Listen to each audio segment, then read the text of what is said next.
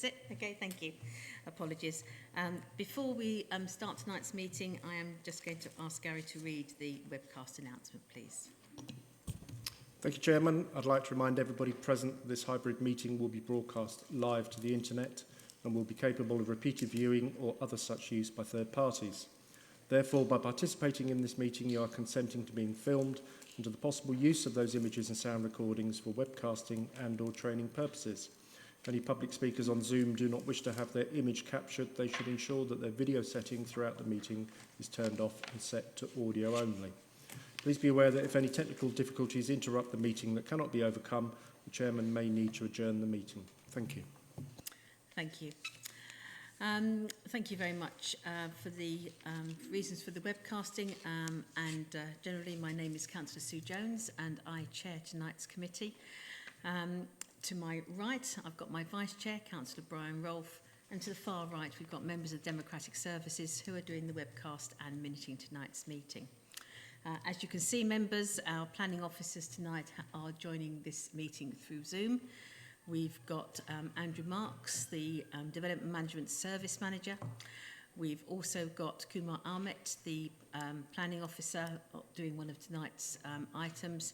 And we have Stephen Bell, our solicitor. We've also got some speakers joining us through Zoom, and they will be introduced at the appropriate time. I will be a voting chairman for tonight's meeting. I think Gary has already given the advice to the public and the speakers who are actually in attendance at the meeting, and of course those speakers who are speaking through Zoom have exactly the same requirements placed on them in the 3-minute limit for their speaking. That moves us on to item 3, please, the apologies for absence. Thank you, Gary. Thank you, Chairman. We only have apologies tonight for Councillor John Whitehouse. Thank you. Do we have any substitute members then? No, Chairman, we do not. Oh, thank you very much. Okay, members, the item 5 is for you to make any declarations of interest on any item on tonight's agenda. Councillor Lee. Thank you, Chairman. Yes, item 9 and 10, as this is my house. Thank you. Can we assume that's a pecuniary interest then, Councillor? Sorry, yes, a pecuniary interest. Okay, so it's a pecuniary interest and you'll be leaving the meeting at the right time. Thank you. Any others? Councillor Williamson. Thank you, Chair. I declare an interest on item 8. The applicant and his family are known to me. Thank you. But a non-pecuniary. Non-pecuniary. Non-pecuniary. Councillor Rackham. Thank you. Any further? Councillor Heap. Thank you. Yes, it's item 8. By being dint of being on the council, the parish council of Buckstill, I'm acquainted with the applicant. Thank you. Any further declarations, members? Chairman.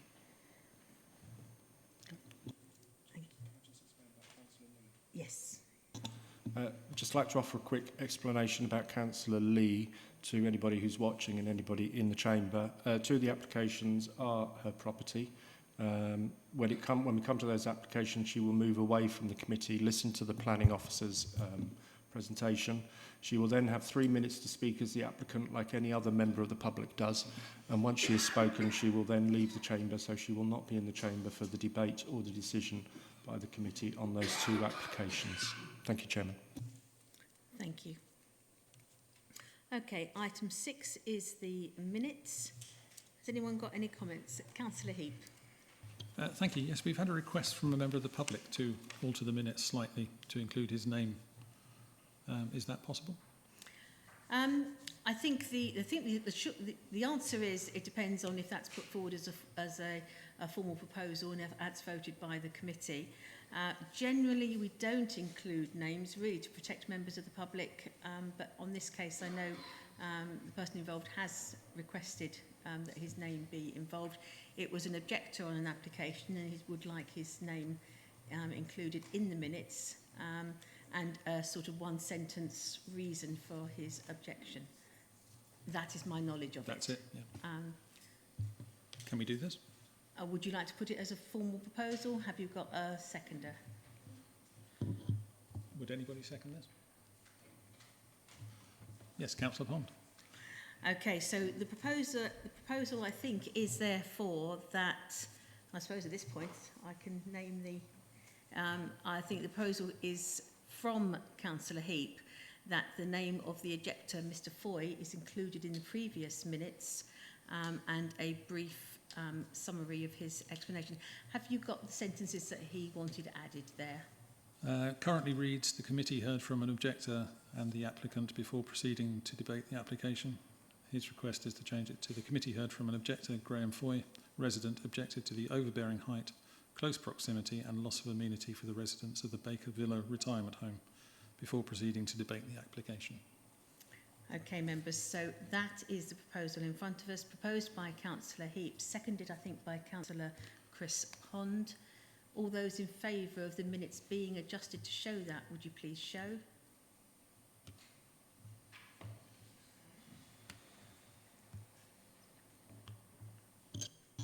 Three, Chairman, I think. All those against? 5, Chairman. Thank you. Abstentions? Abstentions will be 6. 1, 2, 3, 4. Yep. Okay, in that case, that proposal hasn't been carried, so the minutes will stand as is. Are there any other further comments on the minutes of the previous meeting, members? Okay, thank you.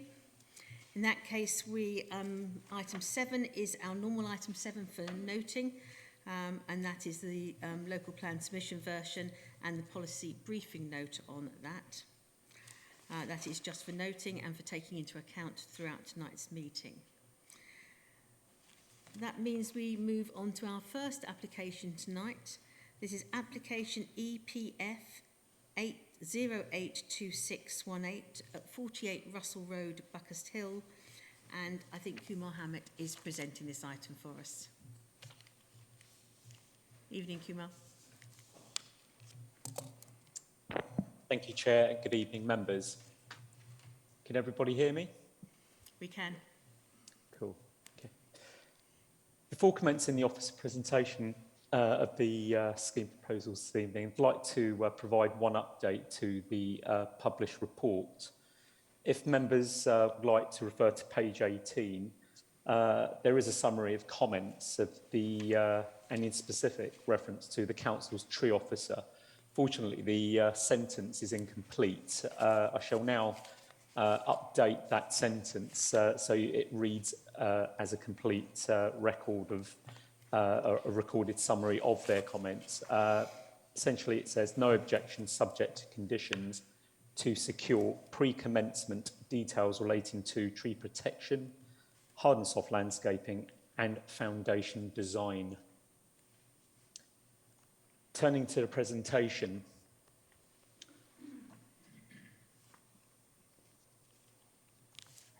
"48 Russells Road, the application site, is located in the parish of Buckhurst Hill, currently comprising a large single-storey detached bungalow. Members will note that the site is located on a hillside that slopes down to the east and south away from Russell Road.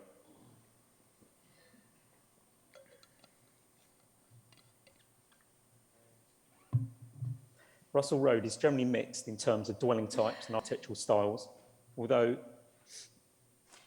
the location is urban in context. The application site is not listed, nor within a conservation area. The slides aren't moving on. They're not moving on. No, we've still got the title item 8. We've still got that slide up. Sorry, Juma, could you, if I can help you, you need to go into the slideshow mode and then move them on. And if that doesn't work for you, just let me know and I can run it from my side. If you tell me, prompt me, I can just move them on for you.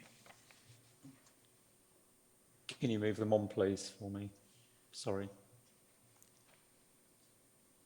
I think you need You're to going to go have to into stop sharing your slideshow screen first. and then I'll share mine. Okay, thank you.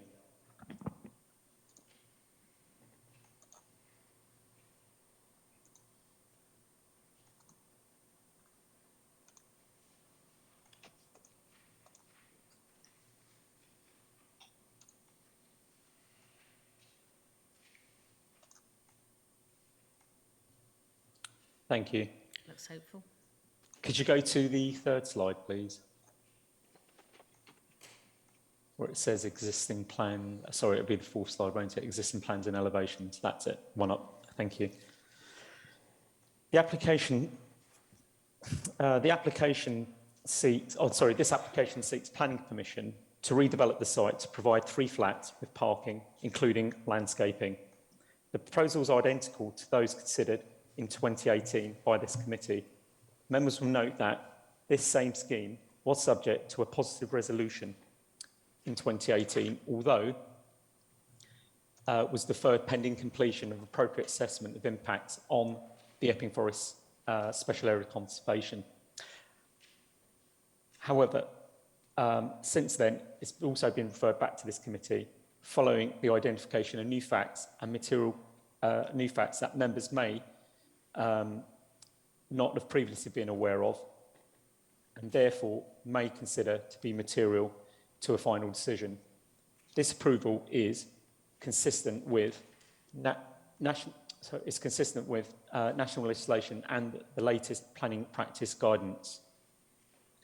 The main issues are set out in the report and considered to be the same or similar to those previously considered in 2018, albeit with relevant updates in view of the new facts now acknowledged. Notwithstanding this, members are not precluded from reconsidering the issues afresh.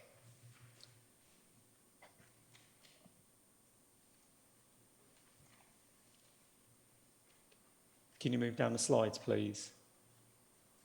That's it. So just briefly, this is a slide demonstrating the site layout of the proposed scheme and its relationship with the 2 nearest adjoining dwellings, number 46 Russell's Road, which sits to the east of the application site, and number 50 Russell Road, which sits to the west of the application site. Could you also move down to the next slide, please? These are also equally elevations of the proposed scheme. You'll see the front, the side. The sides are east and west, and also the rear, which is the south elevation. Could you also move down for the next slide? This is just a street CGI representation of its relationship with number 50 Russell Road, which again sits to the right of the image there and its neighbour, and also number 46, which sits to the east of the application site. Below that is obviously the street seen currently as existing, with the bungalow currently in situ and the neighbouring property at the side of that. Could you move down to the next slide, please? We have the lower ground and first floor plans, which demonstrate obviously the internal layouts, and the following slide is also the second and roof plan. Could you move to the next slide, please?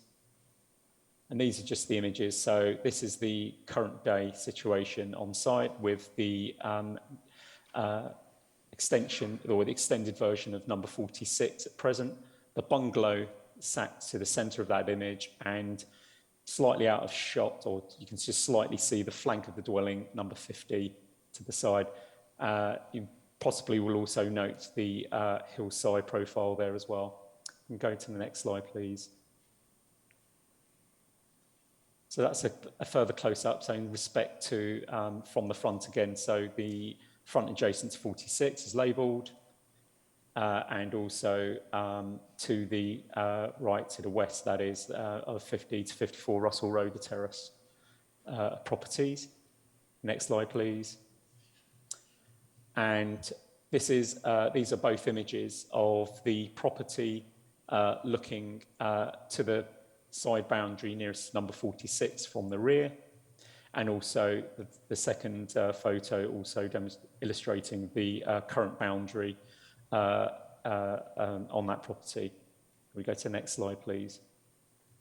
And this is also the side boundary situation with number 50 Russell Road, 2 separate images there.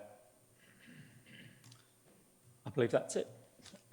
Just to find, so in summary, the assessment carried out by officers have been robust having considered all new information provided by the applicant and objectors. Officers consider that the proposed scheme would secures the following. It makes a positive contribution to housing supply in the area and also good use of an existing urban site. It provides a small but good mix of residential accommodation, which has also been designed to lifetime home standards.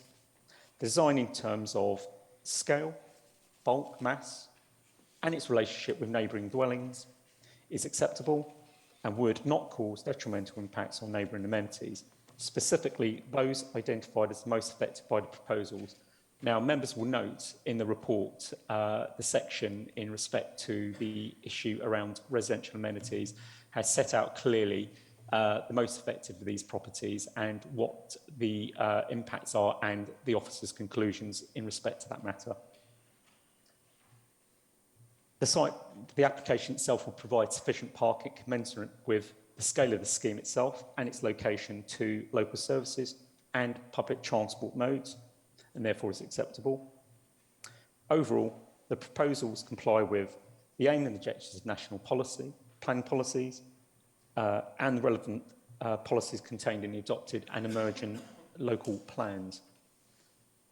If members are minded to grant planning permission, officers recommend that the planning conditions set out at the beginning of this report are secured, including a Section 106 agreement to secure further financial contributions to the mitigation of the effects on the Epping Forest Special Area of Conservation. For factual purposes alone, members are also advised that officers and the applicant have already agreed to Section 106, although this should not prejudice any resolution or decision that the actual committee itself reaches this evening. That's the end of the officer presentation. Thank you. Thank you. We do have two speakers on this item tonight. The first speaker is Paul Hallamar, an objector. Good evening. Thank you. Hi. My name is Paul Hallamar. I live at number 46 Russell Road, next door to the applicant's site, which is a bungalow. That is the applicant's home. His home that he proposes to demolish and build a block of flats. The scale and the intrusion of these proposals would not be given the time of day for a residential extension, and it is mystifying why a commercial development such as this should be treated any differently. Much of the harm caused by the proposals escaped scrutiny by councillors at both the Planning South and DDMC in 2018. Fortunately, this has been conceded to a degree, and why this evening councillors are now at liberty to examine all the planning matters.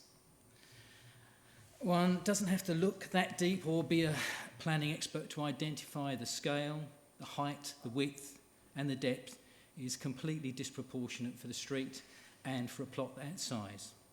You'll have seen the issues raised with regard to the loss of a perfectly good bungalow, the inadequate parking arrangements, excused by the adding of 2 extra units to the housing supply, the proximity to shops and public transport, and that the elderly in the lifetime accommodation won't need cars.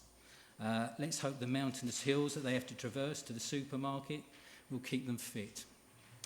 That is before one looks at the impact on neighbouring properties to the rear, a matter overlooked previously, actually on both sides of the bungalow. When in my garden, I think you've seen the visuals, I'll be confronted with a brick mass extending the full depth of my house, and then a further 6 metres from the rear of my property, rising up to 10 metres to the eaves alone. And then another 4 metres with a steeply pitched roof that will accommodate another apartment. And it wouldn't be just the flank wall. The rear wall return would present a brick mass of the same height, but with a width of some 12.5 metres. On top of that, there is a full-width first floor balcony that extends by another 1.2 metres, a total of 7.2 metres beyond the rear of my house. That, by any measure, is intolerable, oppressive, and entirely unacceptable by most people's standards. There are, of course, others equally affected, but I think it's important for you to know. To the side of me, there is a toddler and a baby brother who play in the garden, and at the moment they have the benefit of looking up at trees and sky when playing outside. Who of you would be happy to enclose them and take the view of the world away from them? You wouldn't, and nor should the applicant, who has a young family as well. Councillors, the planning department can only say what, in their opinion, satisfies planning policy. They don't always get it right, and these proposals are, on so many levels, just wrong. I think it fair to ask, would you approve a brick edifice like this next to your home? Thank you. Perfect timing. Thank you very much indeed. Thank you. Our second speaker is David Saunders, the applicant. Good evening.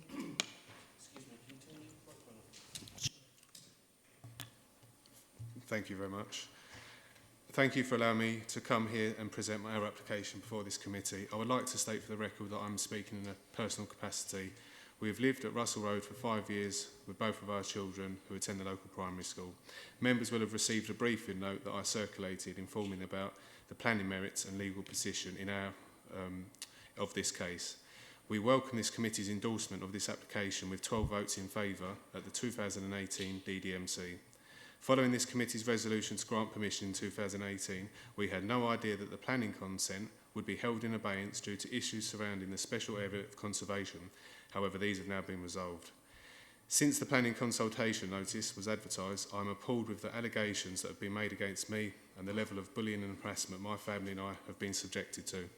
I forwarded members and officers a sample of some CGIs which were produced by a neighbour. These CGIs have been proven to be inaccurate, misleading, not to scale, and were forwarded to all of the Russell Road WhatsApp group users. 2 neighbours have proactively and viciously campaigned against my application and questioned my integrity, and have accused me of misleading my neighbours, being a parish councillor to influence the planning process, and being a developer, all of which are completely untrue.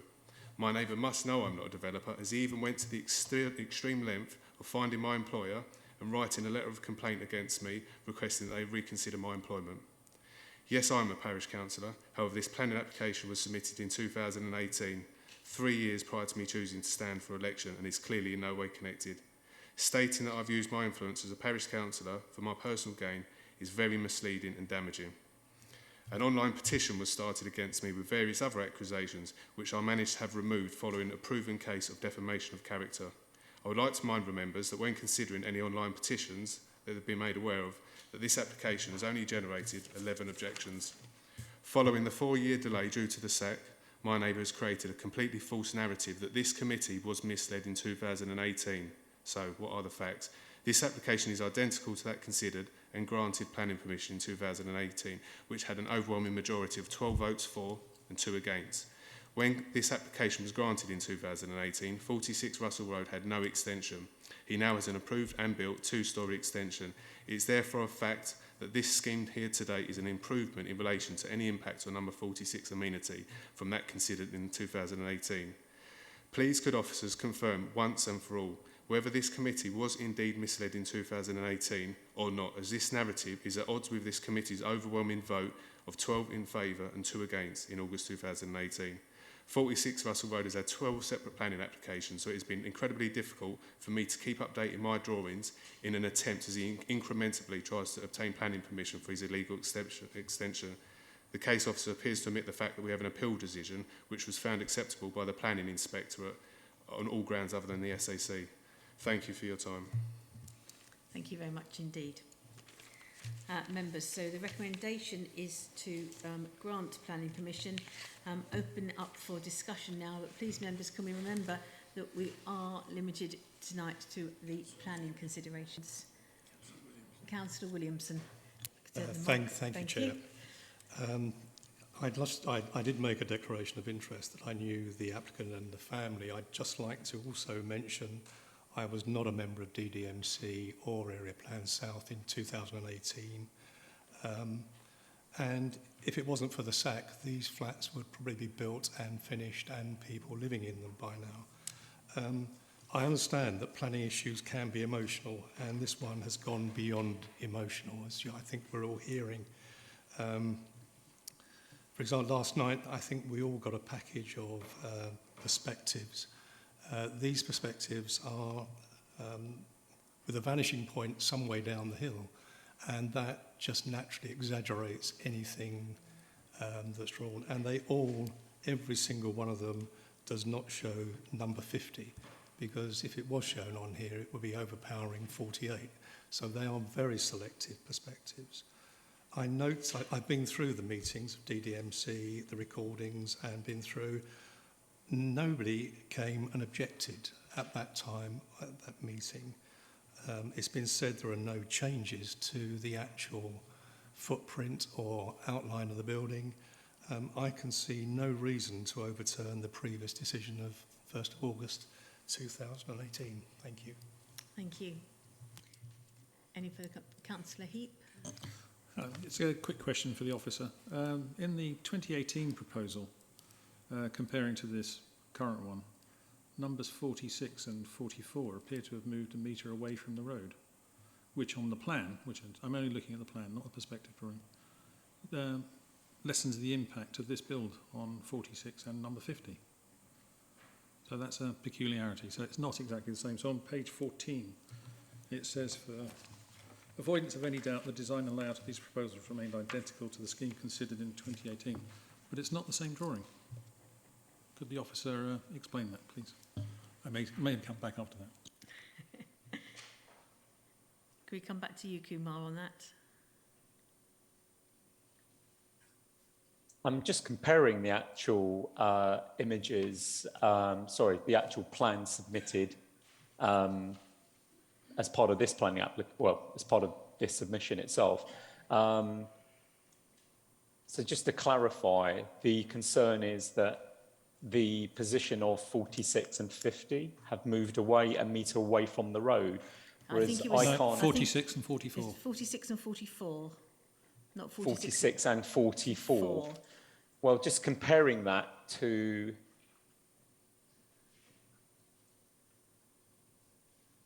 the existing site plan with the proposed layout drawing, I can't see any differences. That doesn't mean they're not there. It's quite clear. If you look at the drawing that is presented by a company called Clear, if you look at the front of... Yeah, that's the applicant's architect, yeah. Okay. Yeah, so if you look at the front of the building of 46, it runs in line with the outline of the existing bungalow. But if you go back to 2018, it's forward of the outline of the bungalow. So these drawings are not the same.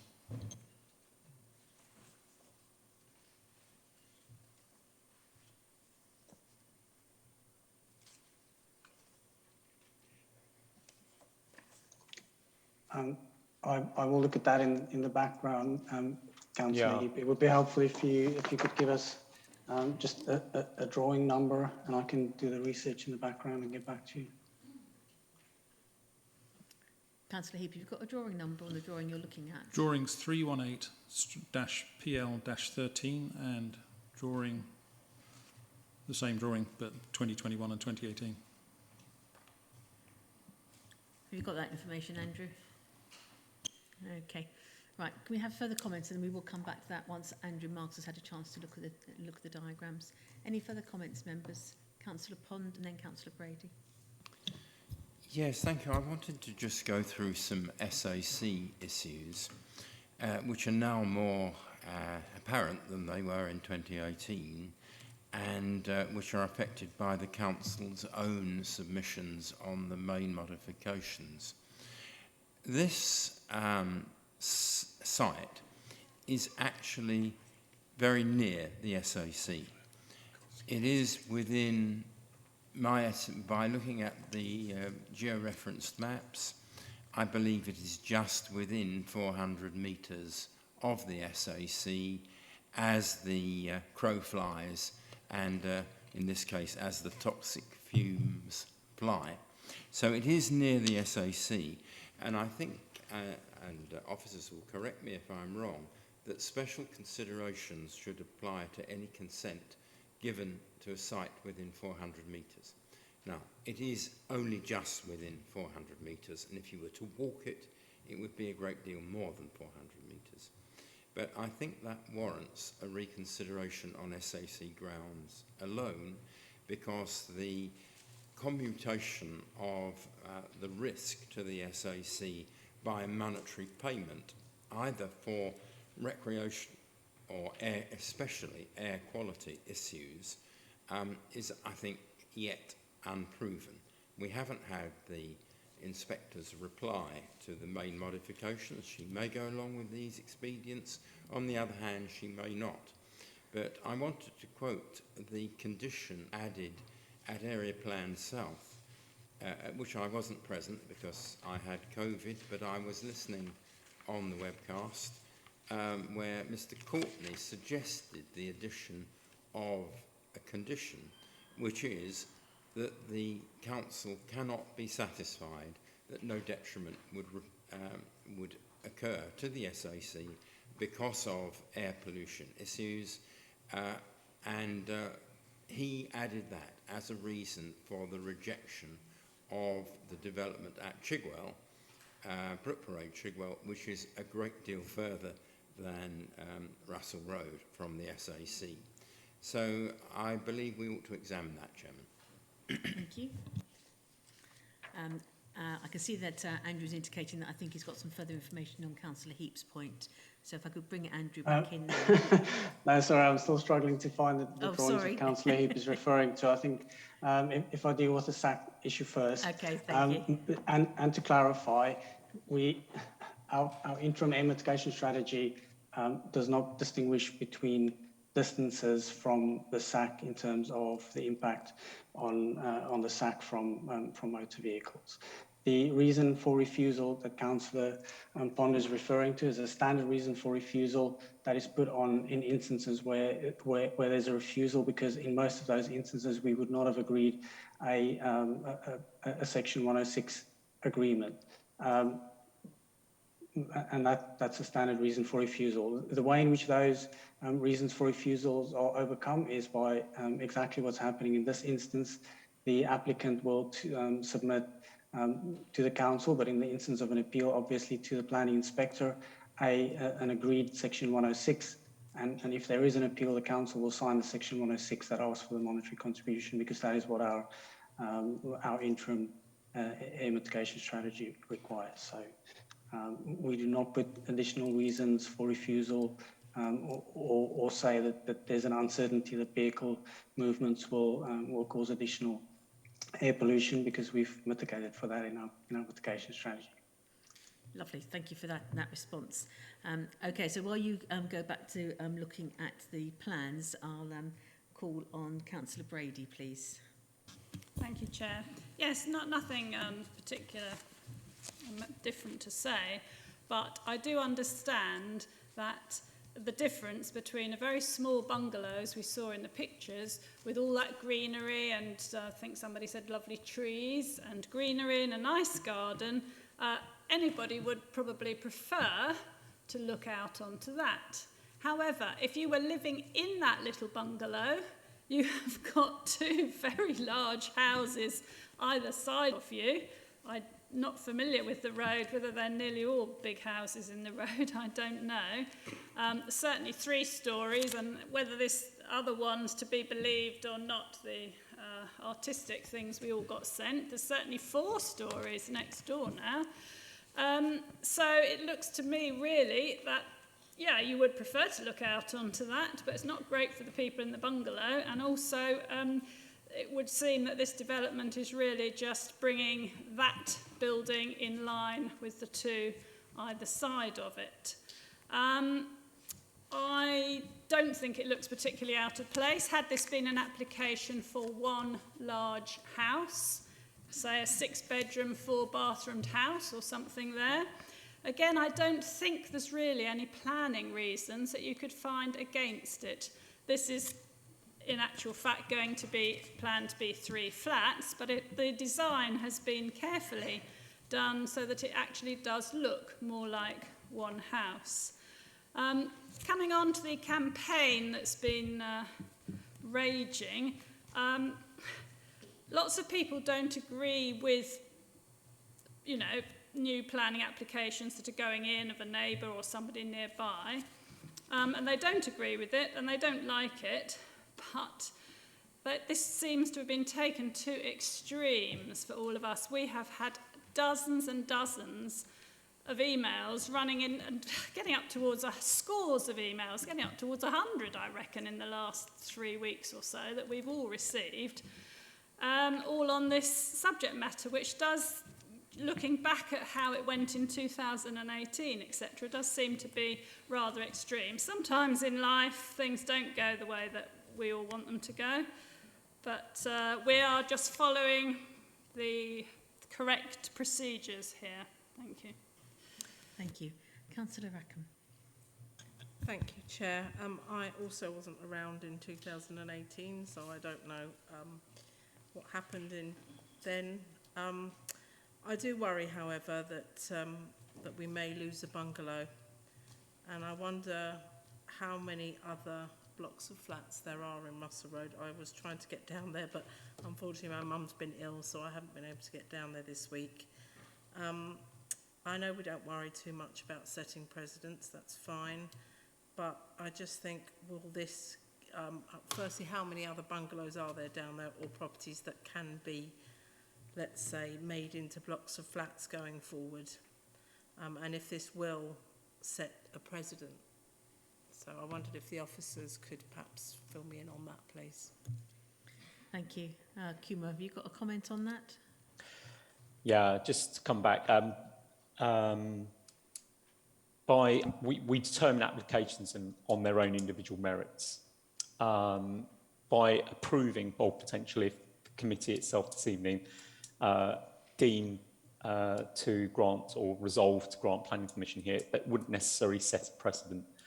The justifications made in respect to the loss of the bungalow this evening is clearly set out in the actual report itself. Considerations have been made here that, in particular, the actual design itself would still enable a use of, should we say, ground level accommodation, should it be for a special category user, if you want to call it that, or such as specialist accommodation. The design itself does equally itself accommodate a lift shaft. There is a lift within that. Yeah, I mean, from that perspective, we don't believe that should a positive decision be made, it doesn't set necessarily a precedent at all. Thank you. Councillor Kaufman. Thank you, Chairman. Just a few thoughts. Firstly, is there an outstanding planning application on number 46? Is there a material circumstance that we should be aware of? Could an officer answer that? And if I can then come back. There are no outstanding planning applications at present that officers are considering on that site. However, the site itself is subject, I do believe, I'm not personally involved, to an enforcement notice, which is requiring rectification of the existing as-built extensions on that property. As also indicated in the report this evening, there was a planning permission granted by the area committee to, I believe, to amend for should we say, more revised proposals on that site, which in essence reduce the scale of those extensions. It is actually referred to in the report clearly. Hope that answers the question. Okay. Thank you. So we are in an invidious position, and I wonder if the council could have done more, the officers could have done more to provide us with absolute verified views of what we're actually looking at here, because there's a slanging match going on, and one person saying this and someone saying else, and it's a little bit unclear for us, or for me, exactly the facts here, because each side is demonstrating their case. It's very difficult for an objector to present plans because they haven't necessarily got all of the information. They've got to resource it and finance it and pay for it. So I understand the objector's position, I understand the applicant's position. For me, this does look too large. It looks overbearing on its site, particularly to the rear, and the impact on number 46. I think the roof height is demonstrably higher, 2.1 metres, it's suggested on one side. So I think if it were coming forward and it were more modest in its scale, I'd be less uncomfortable with it. But I would like to actually have factual drawings that we can absolutely rely on. Now, if the officers are saying that the drawings the objectors are saying the drawings we can't rely upon. I've seen all sorts of drawings now. It's a little bit confusing in actual fact, but when you look at some of the documents, the more detail that we've had than in the officer's report, it does demonstrate that this building is massively higher than next door, albeit on a sloping site, and its depth at the rear of the property seems to have a dramatic effect on number 46. So I'm surprised that the officers are supporting it. I'm not suggesting that we defer it because it's obviously very contentious, but I'm worried about the information that we have before us to make such a decision when it's so contentious. I think it's always very difficult when we've got our planning officer's report, but alongside that we then have different versions, for want of a better word. It's produced from both the applicant and the objector, and it is always difficult. However, I would like to emphasise that our officers' reports are the professional planning officers. They would have carried out site visits at length, and they would have checked the plans that they are putting in front of us. Obviously, Councillor Heap's point is going to be looked at in 2 minutes. I think Andrew is ready for that. But, you know, sort of at the end of the day, our planning officers are the professionals, and they do approach these things very much from the planning policy and fairness. Okay. On that note, Andrew, can I come back to you with some clarification, please? Yes, thank you, Chairman.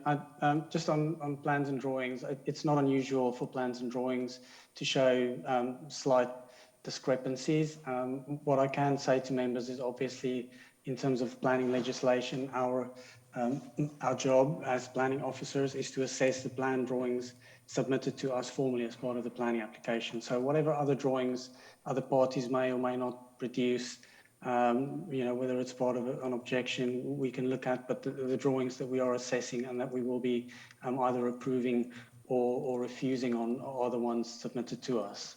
And I have come across instances where people have submitted drawings that on the face of it look fine, and then when you get on site, that building can't actually be built because of those discrepancies, and then, you know, there's an enforcement procedure to be to deal with that kind of instance. So I think in this instance, and I'm sorry, Councillor Heap, the only thing that I could figure out over here, especially using that drawing number PL13 that you're referring to, seems to me that we've got existing site drawings that were submitted as part of the planning application that seems to show the house in a slightly different position as what we call in planning terms the red line drawing, which is the drawing that's used to identify the extent of the application site, because it does appear to me, if you look at drawing PL13, the house seems slightly forward from number 46, and when you look at the detail existing drawing, it seems to be set back a little. Now, and that's one of those classic discrepancies. So the red line drawing, like I say, is there to identify the extent of the site. So I would say we should go with the actual drawing showing the existing property, which does show the property at number 48 to be more in line with 46 and not set forward. Thank you. Well, it's a metre difference. That's not just a little discrepancy. That's a metre. I mean, that's from my arm to here. It's quite a long way. So I don't think we can rely on the drawings at all. And in all of this report, what we haven't had from the officers is a view from the back and the impact it's going to have on number 50. And if you look at all of the plans, the garden for number 50 wraps around the back of this. So they're going to have their amenity absolutely devastated by this. So I think it is too big. I think the loss of what is a very good sized bungalow is a mistake, because that's lots of people in Buckers Hill are retiring, moving, sizing down, and this would be ideal for many people from a big house. I wish my father had built it in many ways. So I think it's a huge loss in terms of a bungalow. I think it's too big. I think it's incongruous with the street to have a block of flats. I'm not sure there are any other flats in the street. Could be wrong on that. And in terms of setting a precedent, I don't think it would particularly in Russell Road set a precedent, but certainly Amberley Road, which is just at the end of this particular run of Russell Road, has got lots of bungalows in that would be likely candidates for that kind of thing. So I can't vote for it. Thank you. Councillor Brady. I'll just come back very quickly on that. I do think that, yes, we're always being told to preserve bungalows, or lots of people are keen to preserve bungalows, let's just say. But I can't see a huge difference between a ground floor flat and a bungalow. I would have thought that would really serve the purpose, you know, that covers that one, I would have said. Oh gosh, what was the other point? I was going to say something else. I can't remember what it was now. Okay, if I can let Councillor Lee come in, and I can always come back to you. Councillor Lee and then Councillor Rackham. Thank you, Chairman.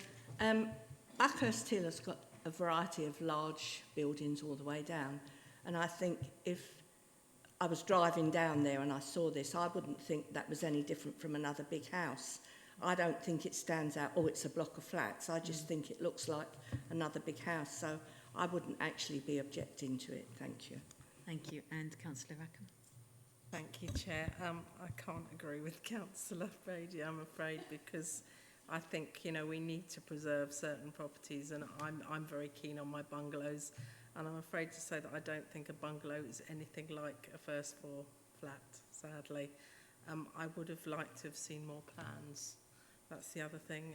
You know, as you've said, we've got one set of pictures here and plans, and it would have been nice for the officers to give us more pictures and plans so we could have made, you know, a better decision on this. Yes, I think there are, of course, you know, obviously we've got the report in front of us, but behind the report is also the numerous and detailed plans that are linked from when we get the planning list every week. We click on the links to the straight into the plans. So although we've only got the report in front of us, we have got a very, very extensive and thorough set of plans easily available to us prior to this meeting from the time that the planning lists are actually issued. So I think in all fairness to the planning officers, the plans that we have got access to are quite extensive. Councillor Heap's going to contradict me, no doubt. Just object to the use of the word thorough in that, because this is a big discrepancy. So I don't think it is that thorough. And sorry, just to say to Councillor Lee, yes, it may look like just another big house, but there are 3 flats, so that's at least 3 cars, possibly 6, which will have a big impact on Buckhurst Hill.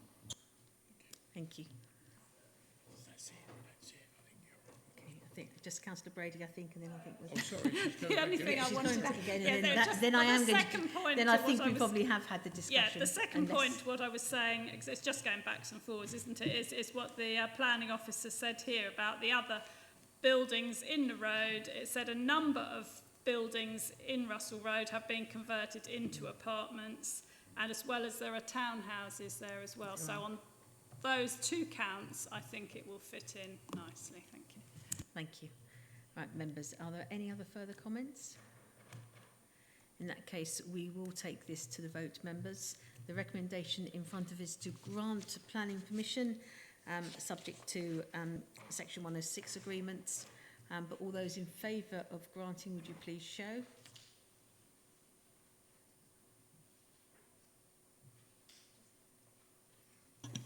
Nine, Chairman. And those against? 4, Chairman. Any abstentions? 1, Chairman. In that case, members, that application has been granted. Thank you.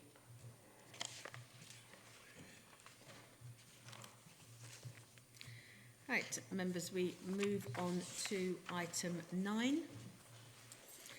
This is planning application EPF 282921. Members, I should explain that although there are 2 applications at the same address, the request of the office is going to be taken separately. Okay, which means that Councillor Lee, unfortunately, you are being in and out a bit, but okay, all right. Okay, as Gary said previously, Councillor Lee will remain for the planning officer's report, and then I will invite her to speak before she withdraws from the meeting. Okay, thank you. I think it's Andrew. Sorry, Chairman. Oh, sorry. It's okay. Don't want. No, but I'll just start. Sorry, Can you see my screen, everyone? Yes, I think so. Yeah. Right. Sorry, Suki. Oh, thank yeah, you. it's fine. No worries.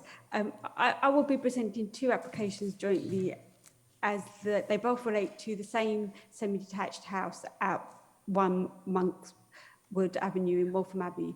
This property has lawfully been converted into 2 flats. The first application is for a hip-to-gable extension to the roof and insertion of a rear dormer under reference EPF 2829 of 21.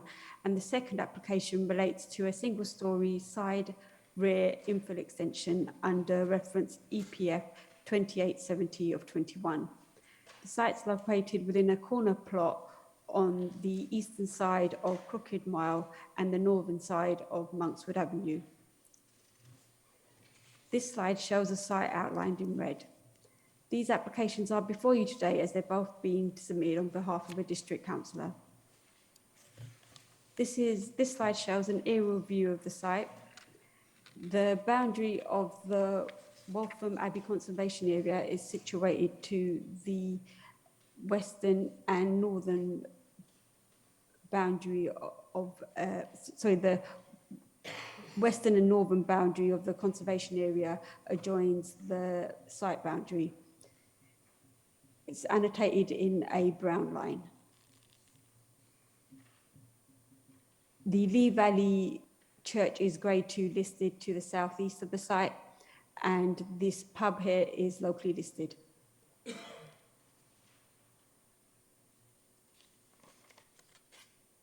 This slide shows the existing plans and elevations of the property. This slide shows the proposed hip-to-gable roof extension with insertion of a rear dormer and Juliet balcony. The width of the existing hipped roof will be extended by 4.5 metres to create a gable roof profile.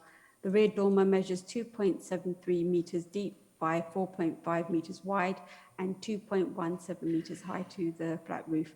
Materials will match those of the application property. It will provide a bedroom and ensuite. Officers consider that since the proposal is of a size which could be built under permitted development legislation and had the house not previously been extended or divided into flats, and there are also other examples of similar extensions along Monkswood Avenue. The proposal is therefore considered to preserve the visual amenity of the area. Can I just add that the initial scheme was submitted included a first floor side extension as well. However, Councillor Lee took on board officer concerns and proactively removed this element of the proposal from the scheme, allowing officers to support the application. This slide shows the single-storey rear extension. It measures a maximum of 3 metres wide by 2.7 metres deep and has a maximum height of 4.2 metres to the ridge of its monoslope roof. The purpose of the application was to reorganise the layout of the ground floor in order to provide a small bathroom. Materials will match those of the application property. The single-storey extension is modest in size, has a pitched roof which is in keeping with the application property and will infill an existing space and therefore will appear incidental to the appearance of the house. This slide shows photos of the rear views of the property. The single-storey rear extension will just infill this area here. This is a street view of Crooked Mile looking south towards the site. The proposal will be most visible looking in a southerly direction from Crooked Mile. The roof alterations will not screen further the views to the Grade 2 listed church to the east. It will also be seen in conjunction with the side flank of 2 Sewardstone Road, the thoroughfare of Sewardstone Road, and the 3-storey Trinity House. Given their proposal will not rise above the maximum height of the existing house or extend beyond its footprint, and the vista affected being of a mixed quality, it's on balance considered that this proposal will have a neutral impact on the character and appearance of the conservation area. The proposal will not harm neighbouring amenity. No objections have been received in connection with these applications. It's for these reasons that both application reference EPF 2829 of 21, which proposes roof alterations and extension, and application EPF 2870 of 21 for the single-storey rear extension, have an officer recommendation for approval. That's the end of my presentation. Thank you, Chairman. Thank you. Okay, I'm not actually quite sure. I'll go back to Suki in a minute as to whether that did actually cover both applications, really. So, but we can confirm that in a minute. We do, of course, have our speaker, Councillor Lee. Thank you, Chairman.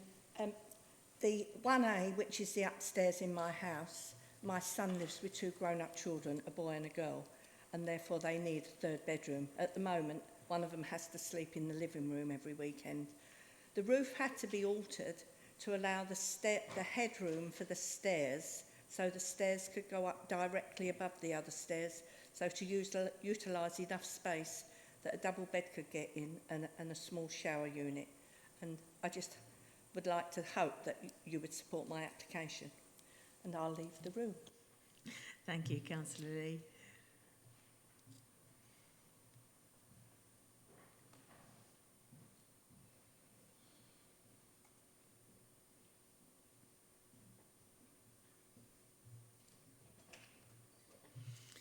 Okay, members, have we got any comments or questions?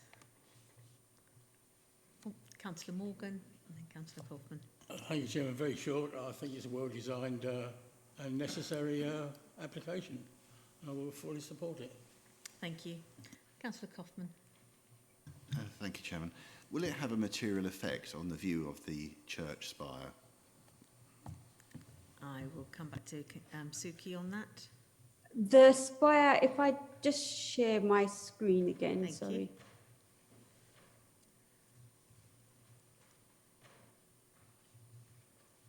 So the extension will continue there. And so the spire, it wouldn't really make a difference to it because the ridge line will still be maintained. Thank you.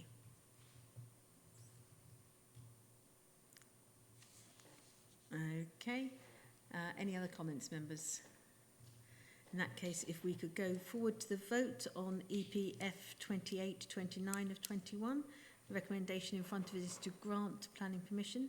Although all those in favour of granting, please show.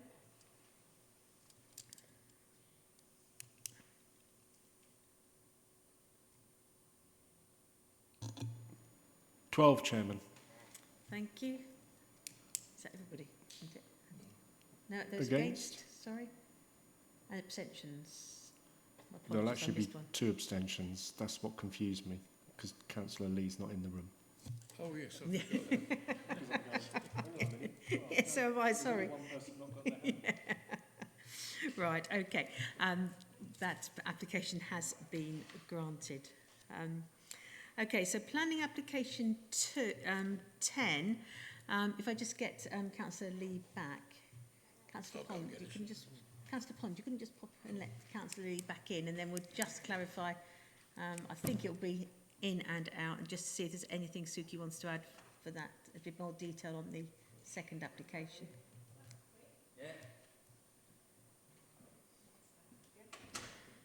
Thank you, Councillor Lee. I'm just asking Suki to add a bit more information now onto the second application. Back to you, Suki.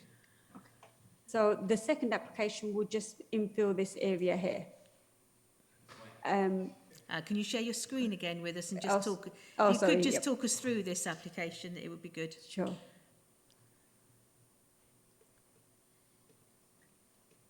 So if I just go back, first of all, to just get my mouse. Wait. So it's just this area here. So it's just infilling a small section behind the existing two-storey side extension. it will just extend right up to the boundary, 3 meters wide there, and then going to a maximum of 2.7 meters deep, and then reducing up to in line with the boundary there. The height of it should be no more than 4.2 meters. So it will basically just be a continuation of the house, really. It would just appear as a small domestic extension.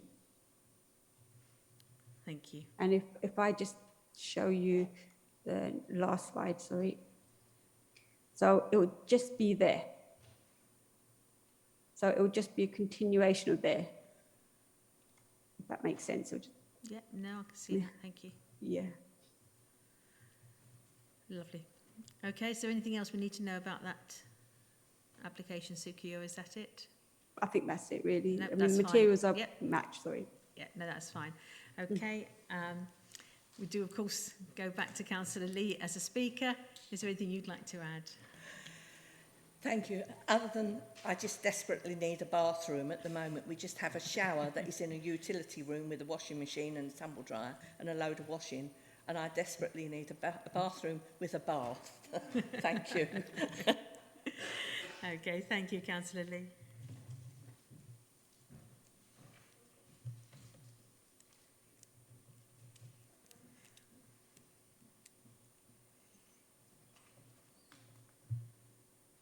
Okay, Suki, can you just clarify, it is all just, this element is all just single story, isn't it? That's right, yeah. Thank you. So, Okay. yeah. That's all right. Okay, members, any comments? In that case, we can move very hastily onto a vote, I think. Planning recommendation is to grant planning permission on this item. All those in favour of granting, please show. That is unanimous, Chairman. Bar one, who is obviously out Who's there. obviously... Okay, in that case, planning permission has been granted. Thank you.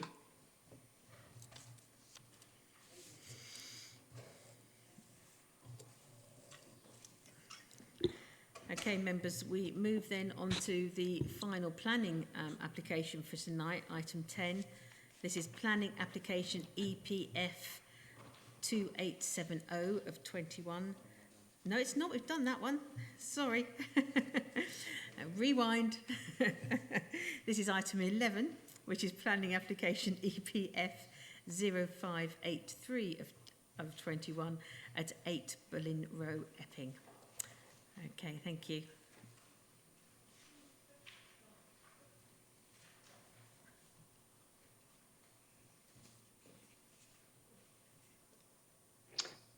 Thank you, Chair. Madam Chairman, like you say, this is item 11, the last one for tonight. This is an application for a part two-storey and part single-storey rear extension to a dwelling in Berlin Row. You will see it's close to the hospital over here. So it's a fairly new development. Housing development over here. We've got a row of fairly large houses here, and this is our application site here. I would ask you to just note these two properties, number 7 and number 8, do look slightly different from the other ones in the row.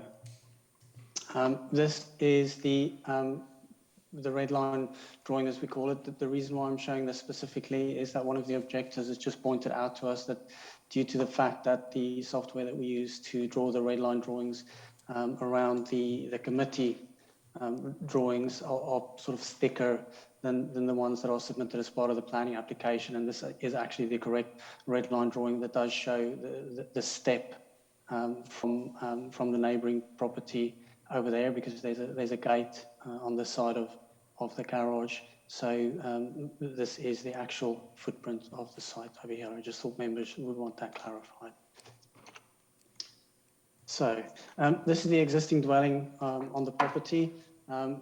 Over here on this side is King Henry's Walk, which is a walkway that goes through to the rest of the housing development. The property does benefit from a two-storey rear element over here and a single-storey utility room over here. This is the existing garage for the house, and it's quite a long garage designed for 2 cars. So these are the proposed elevations and plan drawings. Perhaps if we start with the 2-story element that I just discussed for existing house, this will be retained in this area over here with some windows proposed to be blocked out. This is a walkway running through here. And then with a 2-story element proposed in this area over here, and in the last bit here, a single-story element. And if I go across to the section drawing over here, you'll see that that is the single-story element over there. This was actually an amended proposal from a previous proposal that was refused planning permission under delegated authority.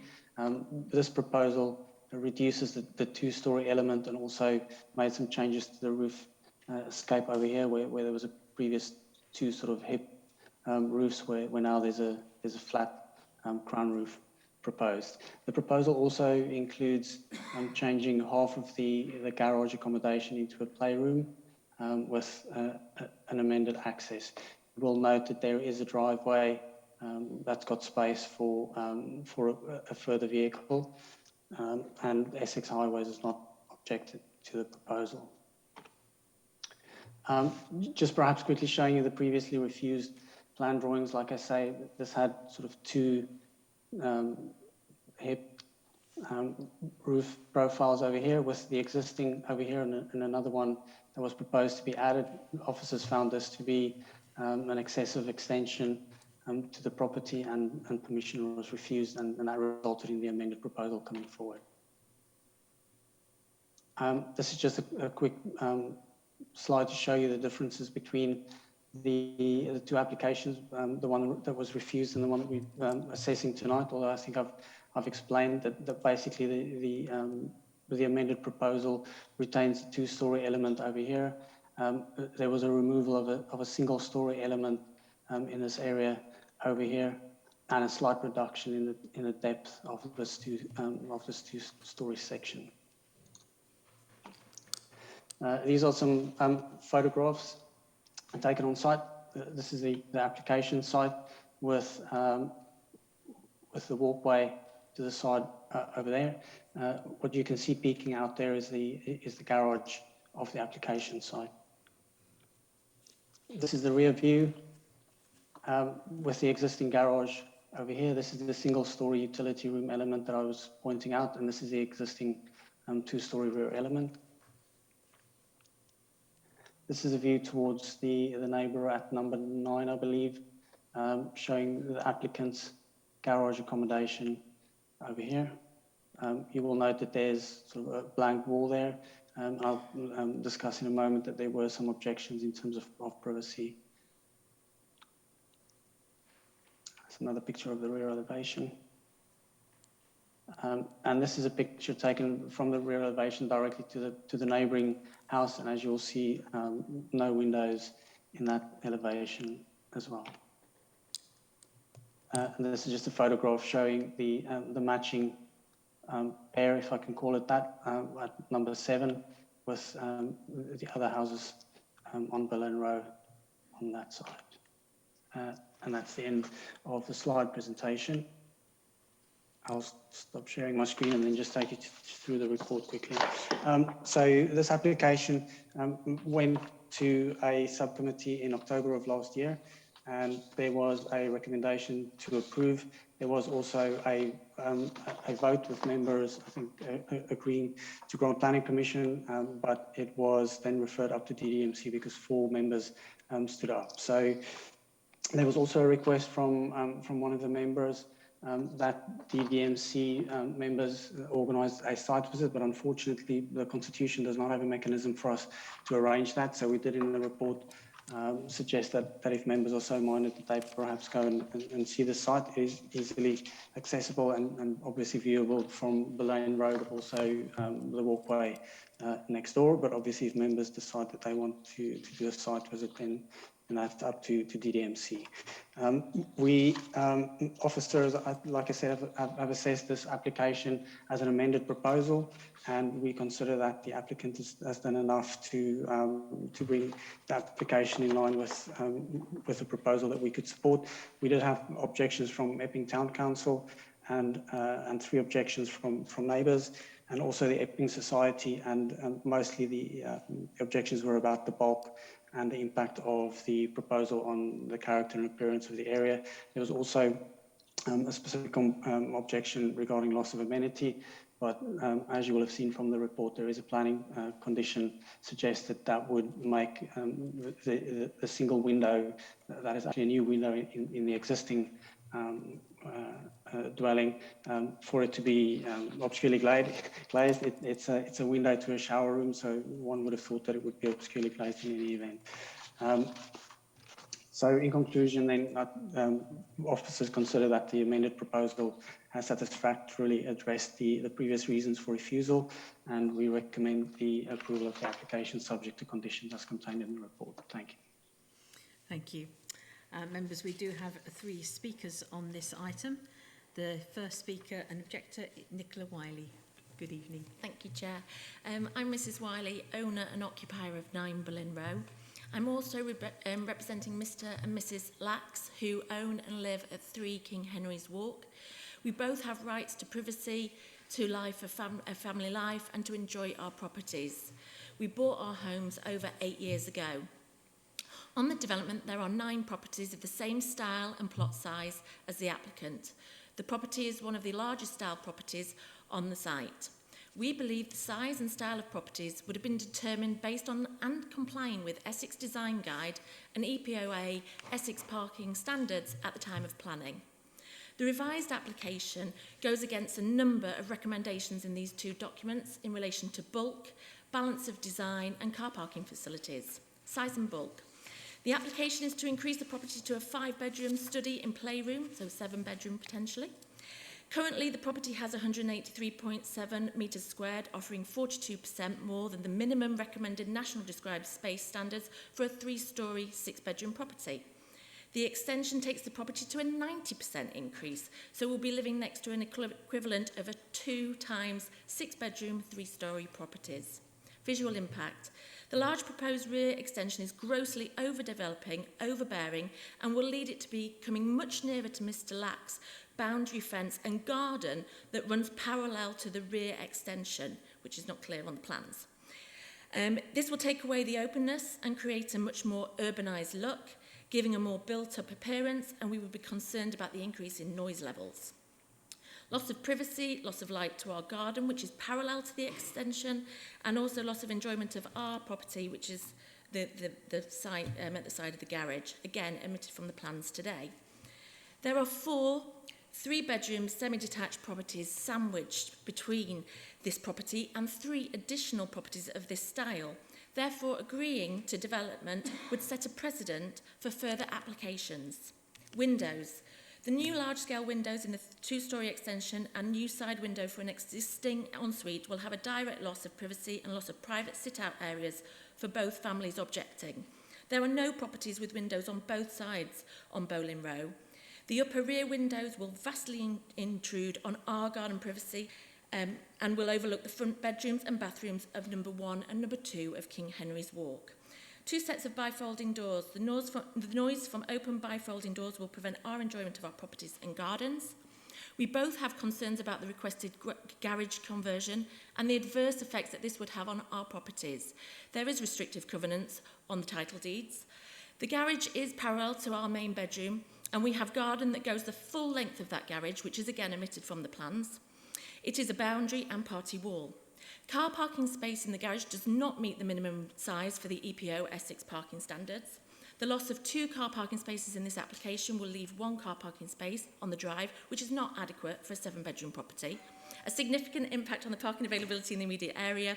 This is overdevelopment of the site, increasing the bulk of the property in the ground and first floor at 34.7%. It's totally out of character. Need to wind up. And we both strongly object to this and ask for a formal site visit. Thank you very much indeed. Thank you. Okay, thank you very much indeed. The second speaker is Councillor Nigel Avey, joining us on Zoom and speaking on behalf of Epping Town Council. Good evening, Councillor. Evening. I appear as Chair of Epping Town Council's Planning Committee. It's a shame the committee didn't allow for a site visit. I hope members visited privately to have a look at this. The Town Council agreed with residents who objected to this application, both the original application and when an amended application was referred to us. We agree with the residents, objectors, that we think this is an overdevelopment of this reasonably recent development house.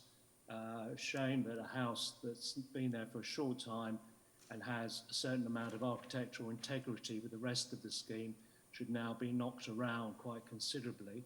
We think it's overdevelopment in bulk and scale. And we also think it will affect the street scene because it will give a terracing effect. And I know precedent isn't anything in planning, but there will be a precedent because other people will get the idea that they should do the same, which will ruin the whole look of the development. So really, I think this isn't just another residential extension.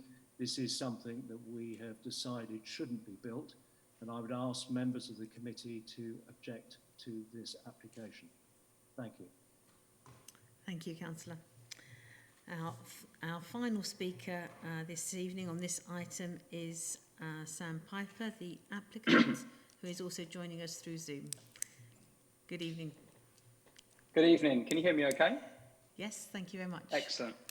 Hi, so yeah, my name is Sam Piper and I'm speaking on behalf of the proposed development at 8 Bowling Row.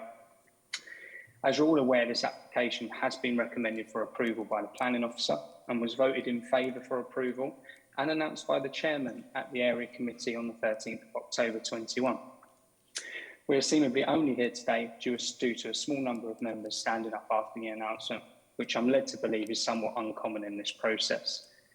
So I sincerely hope that today's discussion builds upon the previous support, ending with a successful outcome to put an end to this process and allow me and my family to move forward with our plans. I would like to address the three main issues again and considerations that have been raised. One, the design and sitting of the development in relation to the character and appearance of the proposed and surrounding areas. The design has been alterated considerably and significantly to facilitate previous feedback. The proposed single-storey extension has been reduced by 3.3 metres in width and 0.2 in depth. The pitch roof light is replaced with a flat glazed version, so it remains below the parapet. The first floor, the two-storey element, has also been reduced in size and is set back 0.6 metres from the original wall to offer some relief and separation from the original building. The overall ridge height is now set at 0.3 below the original rear two-storey hipped roof. The proposed ridge will also be 4 metres below the main gable end ridge. The proposed extensions are therefore subordinate in scale and form to the main dwelling and of a reduced width to the main dwelling house. Also, to address a comment in the previous meeting, which stated that the proposal would add 90% square metre, is fundamentally incorrect. To clarify, the original internal floor area, not including garage, is 183.7 square metres. The proposed ground floor, first floor extensions totals 4.74 square metres. Therefore, this is an increase of 25.8% to the original dwelling, not the 90. Impact on the neighbours' amenities. It's noted in the report that the previous proposal would not result in any undue harm in the amenities implications, and these revised proposals do not include any alterations that change that. It's worth highlighting that the nearest property, number 9, Bowling Row, has a larger square footprint without a staggered two-storey section at the rear of the roof and spans the full width front to back. The proposed first floor rear wall will be set behind that of the main two-storey rear wall of number 9. And considering that there is no windows on that side elevation of number 9, there will be no looking and zero loss of light to the occupants. I appreciate that my next comments have been raised before, but I would like to reiterate these. When looking at the Ryder Street layout, the footprint of a completed building would be no larger than the majority along Bowling Row and remain smaller in scale, bulk and square footage to the neighbouring house, such as number 9. Parking and highway. With regards to the parking arrangements for the proposed dwelling, 2 parking spaces are required for a 2-bedroom dwelling in line with the council's adopted parking standards of 2009. To confirm, 3 parking spaces will remain for this property, 2 on the drive, which can accommodate 4 smaller vehicles from the original You do need drawings to from wind up Bellway. now, Mr Piper. Thank you. Finally, to conclude and reiterate the above, I feel we have addressed all the concerns raised with our plans while still allowing for adequate desired changes to create my young family's forever home. Thank you. We feel we'll be more than accommodating in this process, and we urge you to consider this in your decision making. Thank you very much. Thank you. Okay, thank you very much indeed. Right, members, we have a recommendation from planning officers to grant, and indeed, as was said, it actually does come up to this committee with a recommending for granting from Plans East, because they did actually vote in favour of granting planning permission before members stood. So it does come forward with a recommendation from Plans East to grant as well, is my understanding. Okay, members, over to you. Councillor Kesker, thank you. Thank you, Chairman. We've had applications to alter buildings on this estate before, and we've had site visits, we've had long discussions, and we are aware that there are some proposals that would substantially alter the look of the houses, the estate, the general view. But this did come before Plans East. We did consider it, and we did consider that this would not be detrimental overall. So what we're doing now is second guessing, if you like, the decision that Plans East has already made. I accept that these are sometimes difficult decisions because, as I say, this estate was built to be uniform, and there are some alterations now which have stretched that to some degree, and we have refused applications before on this estate for that reason. But Plans East did consider this and did consider that this was acceptable. Thank you. Councillor Brady. I've actually got a couple of questions for the planning officer, if that's all right, just to be completely clear in my mind, because do I understand that the house is not to be extended sideways, so in effect that you couldn't see what they're planning to do at the back from the front, is my first question. And my second question, this alteration of the back of the garage into a playroom, I assume it involves putting in a window at the side. It's probably my fault because I haven't looked at the plans in detail. Obviously, it would be shown on that. But could I just get from the planning officer, I'm assuming that the garage is not going up in the air at all or having any interesting, fenestrations poking out of the roof or anything. So if he could just come back to me on that, and then I could wind up. Thank you. I'm sure Andrew can. Thank you. Thank you, Councillor. Yes, dealing with the side extension issue first, no, there's no proposal for a side extension. So it's a rear extension that is slightly stepped back 1 metre from the garage and a little bit less from the actual side elevation of the building. And then regarding the playroom, all that is suggested on the plan drawings is sort of a subdivision of the garage by putting in an internal wall and then adding an additional large, looks like a sliding door. So no other windows on the roof or in the rest of the garage. Yes, Councillor Brady. Yeah, that is how I understood it, but the way it was put, I was doubting what the planning officers had put down. I know this estate. I know exactly where this house is. It's really beautiful estate.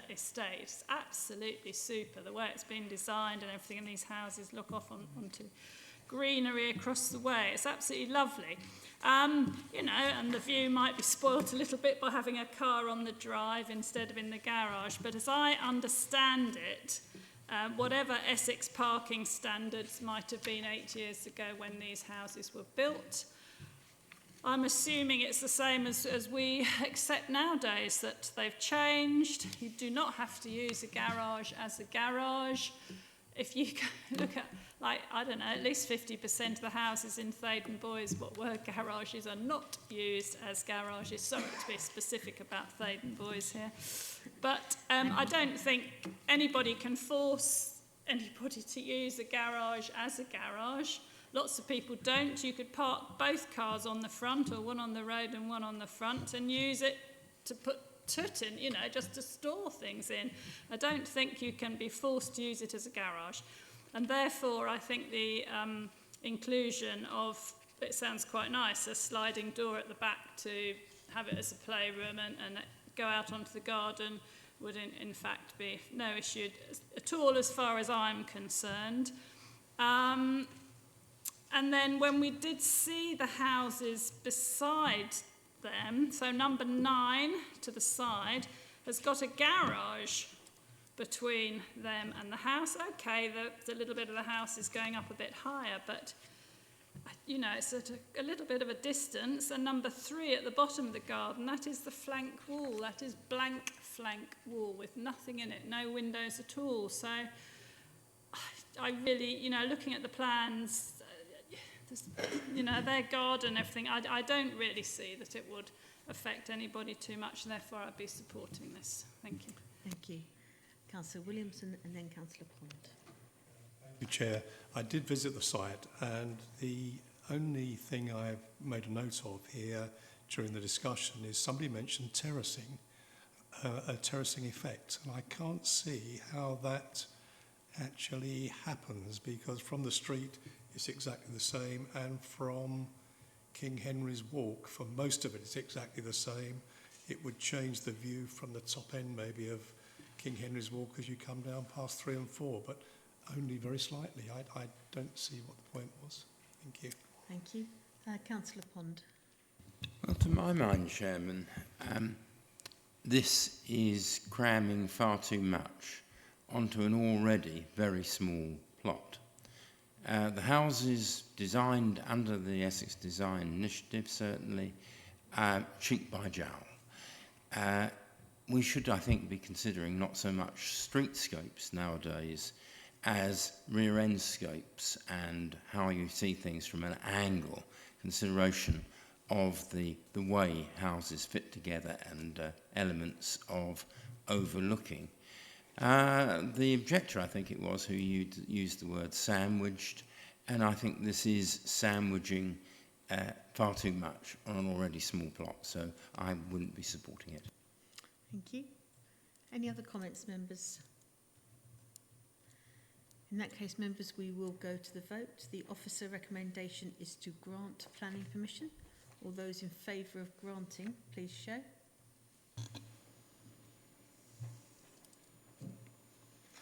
Eight, Chairman. All those against? 3, Chairman. And abstentions? 3, Chairman. In that case, planning permission is granted. Thank you. Right, members, we move on to item 12. Any other business? And Gary is shaking his head. Oh, Councillor Heap, you're indicating. Thank you. Yes. Why did we have an EFD solicitor for item 8 and no others? I'm sorry? There was an EFD solicitor present on Zoom for item 8, but not any other meetings, not any other items. So there was a Solicitor. yes. I think Stephen Bell was. I'm sure Andrew will be able to clarify for you, but I think Stephen Bell was here purely if there was any legal issues raised under item 8. And it was there in he was attending in case for legal advice, and his presence wasn't deemed necessary for the later applications. What legal advice might there have been? Andrew, can you add anything to that for me as to why Stephen Bell? Thank you, was Madam here in Chair. attendance? Yes, it was because of all the extensive correspondence that members have referred to, and the solicitor was on hand if there were any questions about the constitution or any other legal technical matters, which obviously planning officers cannot advise on constitutional matters, so that's why I was there. Okay. Thank you.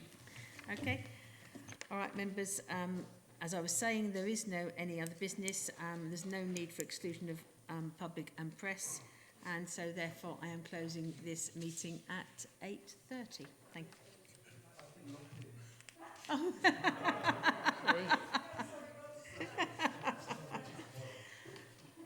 Are the concierges around? Are they?